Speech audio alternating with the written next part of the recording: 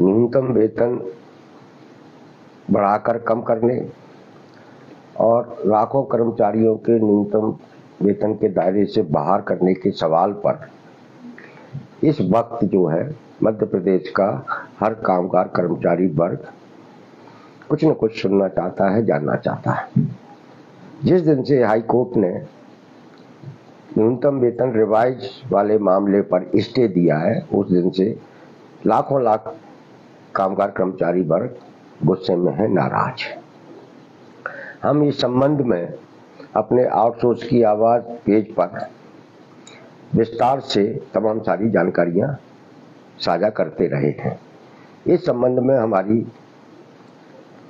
कई जानकार लोगों से चर्चा हुई, जिनमें ट्रेड यूनियन नेता शामिल हैं, कुछ वकीलों से भी बातचीत हुई है, हमारी कुछ अधिकारियों से भी बातचीत हुई है और सबने जो है हाई कोर्ट के इस फैसले को सही नहीं माना है। सबने इस फैसले को गलत बताया है।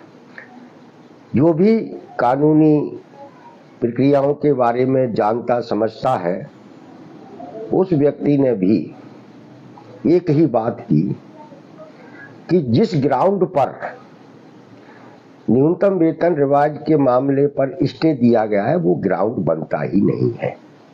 ग्राउंड क्या था? पीतमपुर एसोसिएशन और अन्य संगठनों ने जो याचिका लगाई थी, उसमें ये कहा गया था कि ये जो न्यूनतम वेतन बढ़ोतरी हुई है, वह हर शहर के लिए, हर जगह के लिए बराबर हुई है। इंदौर में भी उतनी ही बढ़ेगी तो किसी दूर दराज के जिले के ब्लॉक में काम करने वाले मजदूर कर्मचारी की भी उतनी ही बढ़ेगी। ये ग्राउंड था। उनका ये कहना था कि जो गलत है और इसी को आधार मानते हुए हाईकोर्ट ने इसमें स्टे दे दिया, जो पूरी तरीके से गलत है।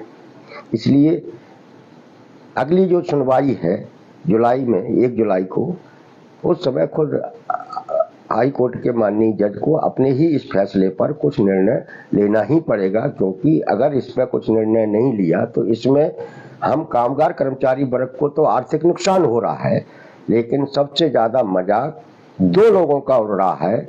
एक हाई कोर्ट के जज का और दूसरा श्रम विभाग के अधिकारियों और मध्य प्रदेश सरकार का, क्योंकि इस स्टे ने मध्य प्रदेश सरकार को भी चुनौती दी है, जिसने गजट नोटिफिकेशन जारी किया है, न्यूनतम वेतन रिवाइज किया है। कायदे से तो मध्य प्रदेश सरकार को पहले ही दिन हाई कोर्ट में जाकर अपनी बात रख देनी चाहिए थी और तब स्टे की नौबत भी नहीं आती, लेकिन मध्य प्रदेश सरकार चुप है। चुप होने के बारे में लोगों की अलग अलग प्रतिक्रियाएं हैं, लोगों की अलग अलग राय है और उसमें जो सामूहिक राय निकल के आई है कि आखिर ऐसा हुआ क्यों। तो साथियों, मध्य प्रदेश का जो कारखाना मालिक है, कंपनियों के मालिक हैं, आउटसोर्स एजेंसियों के संचालक हैं, ये सब ने मिलकर कि बढ़ा हुआ वेतन अपने कर्मचारियों को, अपने मजदूरों को नहीं देना पड़े, इसके लिए उन्होंने पहले सरकार पर दबाव बनाया। सरकार ने क्योंकि नोटिफिकेशन जारी किया है, वेतन बढ़ा दिया है, इसलिए वो कुछ ज्यादा कर नहीं सकती, तो सरकार की तरफ से ही ये उन्हें सलाह दी गई कि आप कोर्ट जाइए और कोर्ट में इसमें स्टे ले आइए तो आपका काम हो जाएगा। इसके लिए इन कंपनियों ने करोड़ों रुपये का बजट रखा। जानकारी तो यहाँ तक भी है कि हाई कोर्ट के उस जज को भी खरीदा गया है जिसने बिना किसी ग्राउंड के स्टे दिया है। खबर यहाँ तक भी है कि मध्य प्रदेश के मुख्यमंत्री तक कंपनी मालिकों ने, एजेंसियों के मालिकों ने पैसा पहुंचाया है, तब जाकर हमारा बढ़ा हुआ वेतन पर स्टे मिला है। अब आप समझ सकते हैं कि आप जिस मुद्दे को लेकर संगठित हो रहे हैं, जिस मुद्दे को लेकर आप लड़ रहे हैं, वो मुद्दा कितना बड़ा है।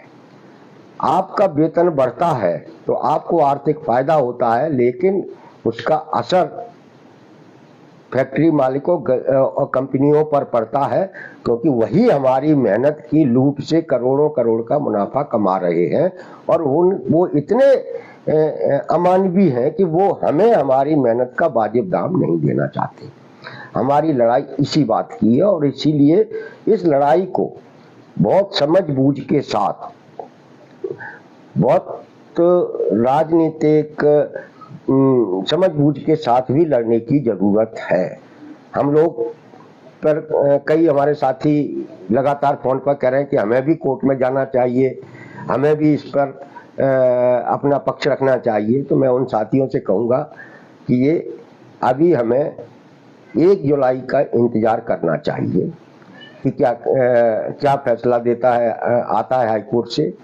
तब तक हमें अपनी मैदानी संघर्ष को मजबूत करना पड़ेगा और इसलिए हम लोग 16 जून को जो भोपाल में इकट्ठे हो रहे हैं, वह हमें अपनी पूरी ताकत दिखानी होगी, जिससे सरकार पर और कोर्ट पर यह दबाव बने कि ये जो न्यूनतम वेतन रिवाइज हुआ था उसे स्टे देने वाला फैसला गलत था और जिन लाखों लाख कर्मचारियों को, जिनमें हमारे पंचायत के कर्मचारी, अंशकालीन, आंगनवाड़ी कार्यकर्ता, इन तमाम सारे लोगों को न्यूनतम वेतन के दायरे से बाहर किया गया है, उन्हें भी न्यूनतम वेतन के दायरे में लाया जाना चाहिए। लोकतंत्र में सबसे प्रभावशाली अगर कोई कदम होता है तो वो आपके आंदोलनों का कदम होता है। इसलिए हमने जैसे ही इस तरफ सरकार, कंपनी मालिकों की सगुआट शुरू हुई, हम लोगों ने भी भोपाल में प्रदर्शन की तारीख की घोषणा कर दी। अब आप सब लोगों को 16 जून को भोपाल आना है। हमें इधर उधर की चर्चाओं पर ध्यान दिए बगैर अपने लक्ष्य पर केंद्रित होना है और हमारा लक्ष्य है 16 जून को भोपाल की सड़कों पर जन सैलाब दिखाई देना चाहिए। भोपाल की हर सड़क कामगार कर्मचारी वर्ग से भरी होनी चाहिए, तब जाकर सरकार पर, कोर्ट पर, मालिकों पर आपकी ताकत का असर पड़ेगा, वो आपसे डरेंगे। तो साथियों, आप जब तक इस पर मामले पर फाइनल फैसला नहीं आता है, तब तक आप अपने मैदानी संघर्ष को मजबूत करें और 16 जून को भोपाल आने के लिए पूरी ताकत के साथ तैयारी करें। धन्यवाद।